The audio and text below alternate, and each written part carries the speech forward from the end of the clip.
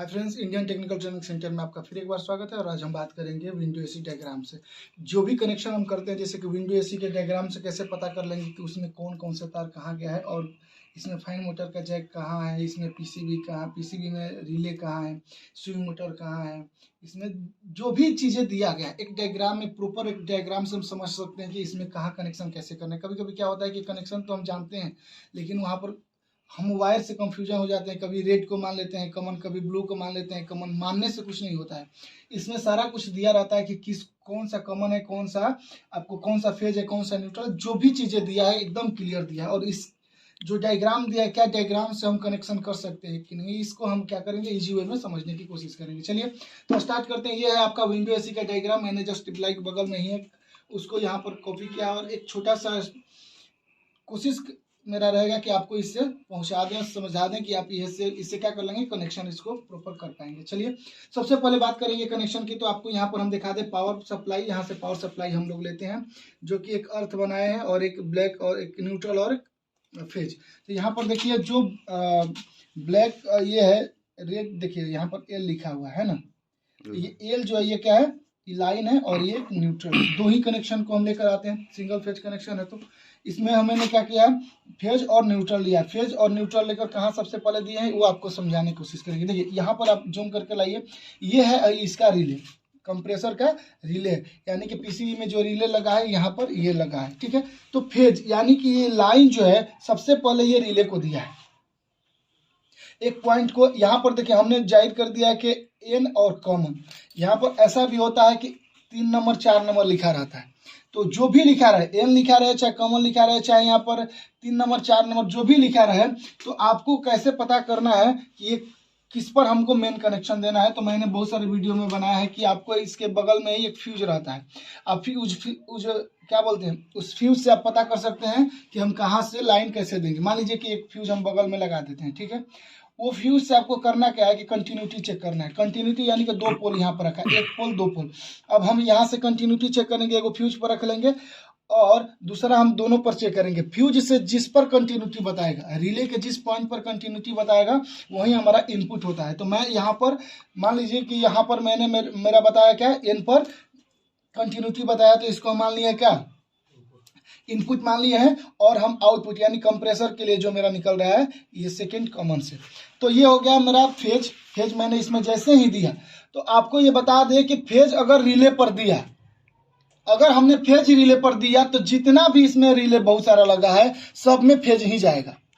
Phase यहाँ दिया तो सारे रिले में फेज ही जाएगा, ठीक है। अगर हम न्यूट्रल यहाँ पर देते तो सारे में जितना भी इसमें रिले लगा है, 4 रिले और लगा रहता है, जो 3 रिले लगा रहता है किसके लिए, फैन मोटर के लिए, स्पीड के लिए, और एक स्विंग मोटर के लिए। तो इस सारे में क्या होगा, छोटा छोटा जो रिले होते हैं उसमें क्या होगा, सारे में क्या लगा रहता है, सारे में फेज ही जाएगा। तो चलिए इसको देखते हैं।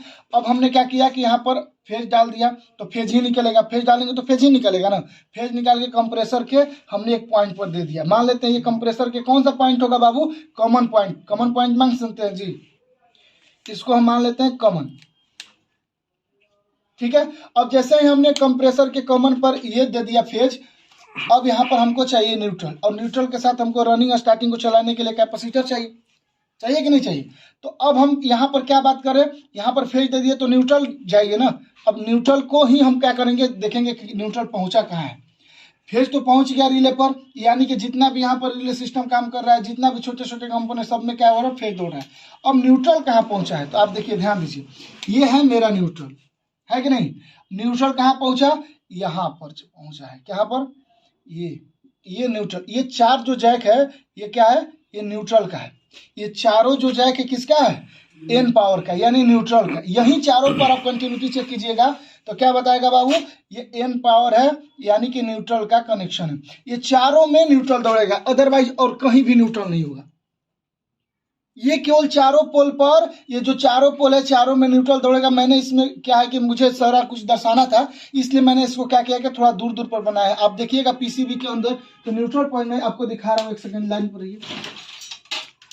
देखिए अगर मान लीजिए कि ये रिले, ये क्या है हमारा एक पीसीबी, और पीसीबी में न्यूट्रल पावर देखिए एक ही पर चारों दिया है, यानी कि चारों एक ही होता है, ठीक है, चारों एक ही होता है। अब हम आपको यहाँ से दर्शाएंगे कि कैसे कैसे क्या करना है। तो जैसे कि मैंने बताया कि यहाँ पर हमने न्यूट्रल दे दिया, तो न्यूट्रल कहाँ कहाँ निकालना है, कहाँ कहाँ डालना है, ये हम बात करेंगे। न्यूट्रल जैसे यहाँ पर दिया तो इसमें भी न्यूट्रल है, इसमें भी न्यूट्रल है, इसमें भी न्यूट्रल है, ठीक है। तो अब यहाँ से कंप्रेसर की पहले बात कर ले, कंप्रेसर को चालू कर लेते हैं। सबसे पहले क्या करेंगे, जैसे यहाँ पर न्यूट्रल दिए तो इस सब में चारों में न्यूट्रल दौड़ रहा है, तो यहाँ से न्यूट्रल लेकर कहाँ दे दिए, कैपेसिटर पर। जो कंप्रेसर के लिए कैपेसिटर लगा है, देखिए कैपेसिटर लगा है किसके लिए, ये कंप्रेसर के लिए, ये कंप्रेसर के लिए कैपेसिटर लगा है। मान लीजिए कि 36 MFD का है, 40 का है, 45 का, जो भी हो। अब हम यहाँ से न्यूट्रल उठाकर एक पोल पर दे दिया, तो ये पोल क्या बन जाए, ये मेरे लिए रनिंग है, जो बचा वो स्टार्टिंग। तो जैसे ये यहाँ आएगा तो ये रनिंग हुआ ना जी, ये स्टार्टिंग, कंप्रेसर चालू हो गया कि नहीं हो गया। फेज मैंने डायरेक्ट कॉमन पर दिया था, अब न्यूट्रल को मैंने दिया कैपेसिटर पर, कैपेसिटर के जिस पोल को लेकर आया वो रनिंग बन गया, जो बचा वो स्टार्टिंग। यहाँ क्लियर है, कंप्रेसर मेरा क्लियर हो गया। अब हमको क्या चलाना है, अब हमको चलाना है फैन मोटर। तीन गो मोटर होता है इसमें, एगो स्विंग मोटर होता है, एगो फैन मोटर होता है, एगो कंप्रेसर होता है।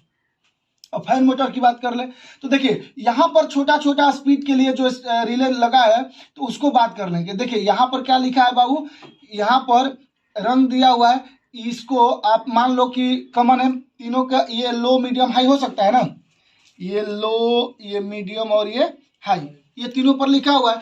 और तीनों को उठाकर हमने क्या कर दिया, फैन मोटर में डाल दिया। तीनों को उठाकर मैंने क्या किया, फैन मोटर में डाल दिया, ठीक है। तो यहाँ से ये क्या चला गया, फेज चला गया।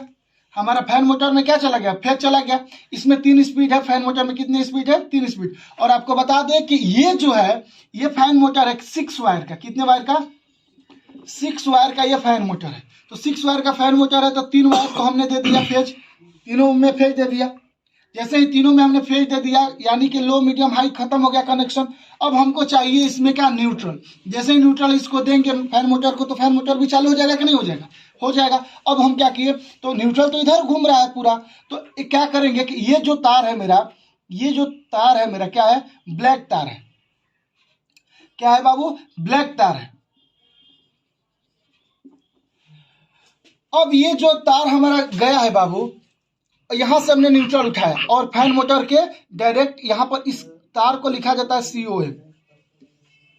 क्या लिखा जाता है, इस तार को लिखा जाता है कॉमन, ये तार को लिखा जाता है कॉमन, क्योंकि अब ये जो कैपेसिटर लगा है, इसका फैन मोटर का कैपेसिटर यहाँ पर लगा है, तो इसमें डायरेक्ट एगो रनिंग एगो स्टार्टिंग बना दिया जाता है। 2 तार स्पेशल निकाला जाता है और डायरेक्ट इसको एक को रनिंग और एक को स्टार्टिंग बना दिया जाता है।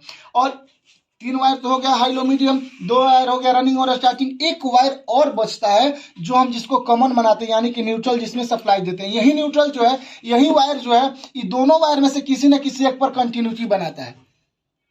यानी कि कह सकते हैं कि सर जो 6 वायर का कनेक्शन होता है, जो 6 वायर का कनेक्शन होता है, उसमें 2 वायर ऐसा होता है जो आपस में कंटिन्यूटी बनाता है, यानी कि दोनों वायर रनिंग होता है, ठीक है ना।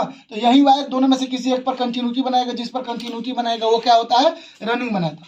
तो ये हो गया रनिंग स्टार्टिंग। हमने इसको रनिंग को लाइन दे दिया, ये लाइन जैसे ही दिया, ये कैपेसिटर क्या बोलते हैं, कैपेसिटर भी चार्ज हो गया, कैपेसिटर चलने लगा, हाई लो मीडियम भी अपना स्पीड चालू कर देगा। इसमें कोई किसी को कोई दिक्कत नहीं। अब हमारे पास क्या है बाबू, स्विंग मोटर। अब देखो इसमें भी न्यूट्रल फेज हो गया, यहाँ से सब फेज गया था और इधर से न्यूट्रल गया, हो गया ना जी। अब हमारे पास क्या आया, स्विंग मोटर एक बचा है। तो स्विंग मोटर को कैसे चलाएंगे, देखो यहाँ से हम दे देंगे इसको फेज और यहाँ से इसको दे देंगे न्यूट्रल, क्योंकि स्विंग मोटर कैसा swing motor, AC swing motor है। AC स्विंग मोटर को चलाने के लिए हमारे पास 2 ही चीज होना चाहिए, एक न्यूट्रल और एक फेज। तो फैन मोटर भी चला दिए, स्विंग मोटर भी चला दिए, और हम क्या चला दिए, कंप्रेसर भी चला दिए। और दिखा देते हैं आपको इसमें क्या क्या लगा होता है। देखिए इधर एक डिस्प्ले लगा हुआ है, डिस्प्ले लगा हुआ है तो ये तो DC पर चलता है, डिस्प्ले हो गया। फिर आपको यहाँ पर 2 सेंसर लगा हुआ है, बस और कुछ है ही नहीं इसमें। क्या क्या है, और एक ट्रांसफार्मर है, सॉरी एक ट्रांसफार्मर है, तो ट्रांसफार्मर LVT है, लो वोल्टेज ट्रांसफार्मर इसमें लगा हुआ है। तो ट्रांसफार्मर को भी मैंने इसमें आपको देखा होगा कि मैंने बताया कि ट्रांसफार्मर का इसमें जैक लगाना, जैक से निकालना, जैक को लगाना है, जैक उसी जगह पर लगेगा जहां से निकालिएगा, इसमें कोई दिक्कत नहीं है। ये कनेक्शन वाला काम नहीं है, नहीं ये कनेक्शन वाला काम है। कनेक्शन वाला जो तीनों मोटर का था ये मैंने आपको प्रॉपर समझा दिया। तो इस तरह से मैंने कोशिश किया कि अब आपको एक छोटे से वीडियो में सारा इन्फॉर्मेशन दे पाए। हालांकि ये संभव तो है नहीं कि पूरी की पूरी जानकारी एक वीडियो में इतना छोटा क्लिप में दे दें, लेकिन मेरे तरफ से एक कोशिश था कि आपको जो भी हो अच्छा से समझ में आए। इस वीडियो में इतना ही, बस अगले वीडियो में जल्दी मिलते हैं। जय हिंद।